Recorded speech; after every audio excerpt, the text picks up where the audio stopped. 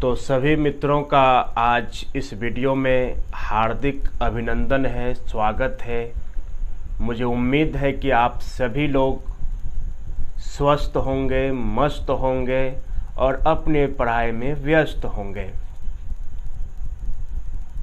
आज इस लेक्चर में हम लोग मुद्रा के लाभ पढ़ेंगे। मित्रों, मुद्रा के लाभ को हमने 10 भागों में बांटने का काम किया है। इस वीडियो में हम लोग 5 भागों पर चर्चा करेंगे।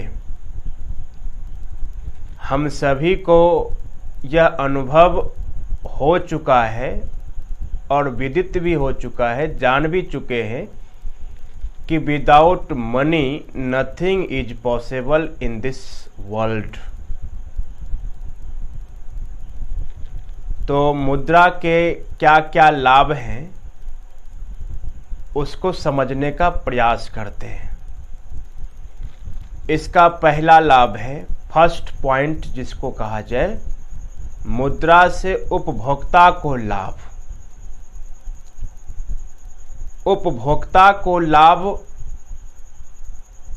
का अर्थ यह हुआ कि कोई भी आदमी अपने इच्छा अनुसार आवश्यक वस्तुओं की खरीदारी कर सकता है।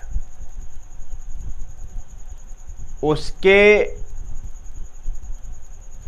खाते में या उसकी जेब में, प्रेजेंट टाइम में अगर बात की जाए तब,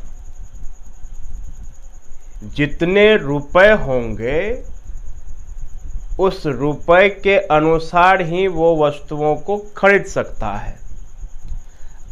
अगर मुद्रा का अभाव होगा तो वस्तुओं की मात्रा भी घट जाएगी।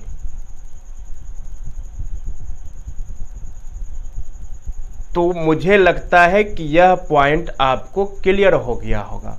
उपभोक्ता को अगर परिभाषित किया जाए तो उपभोक्ता जो उपभोग करता है, किसी भी चीज का उपभोग करना, उसी को उपभोक्ता बोलते हैं। मुझे उम्मीद है कि अब यह आपको क्लियर हो गया होगा। इसका दूसरा पॉइंट है, मुद्रा से उत्पादक को लाभ। उत्पादक किसको कहते हैं? जो उत्पादन करता है, जो किसी भी चीज को बनाता है, उसको उत्पादक कहते हैं।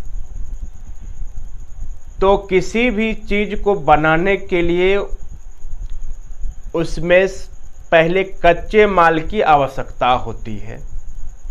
उस कच्चे माल को जुटाने के लिए पैसे की आवश्यकता होती है और वो पैसे की आवश्यकता पूरी होने के बाद उत्पादक को जो कच्चे माल जुटाने की आवश्यकता थी वो पूरी कर दी जाती है उस मनी के द्वारा, मुद्रा के द्वारा।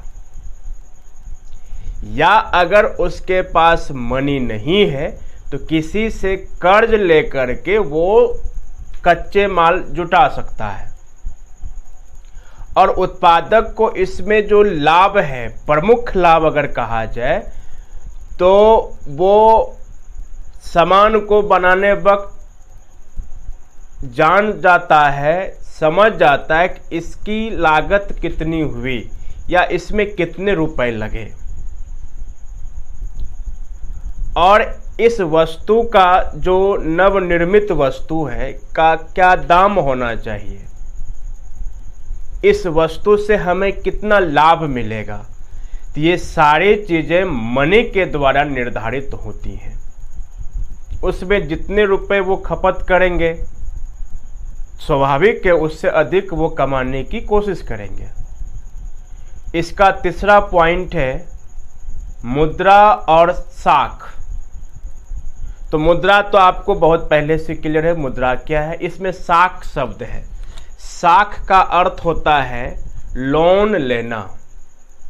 मित्रों, हम सभी को पता है कि हम सभी लोग अपने अपने बैंक अकाउंट में कुछ राशि जो बचत राशि होती है जमा करते, इकट्ठा करते हैं, और बैंक क्या करती है, उस राशि को उद्योग करने के लिए उद्योगपतियों को उधार दे देती है, जिससे उद्योगपति अपने उद्योग को चलाता है और उससे अर्थव्यवस्था भी हमारी चलती है।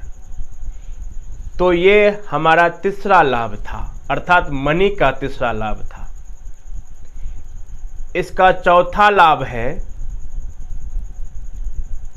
वस्तु विनिमय में होने वाली कठिनाइयों को दूर करना।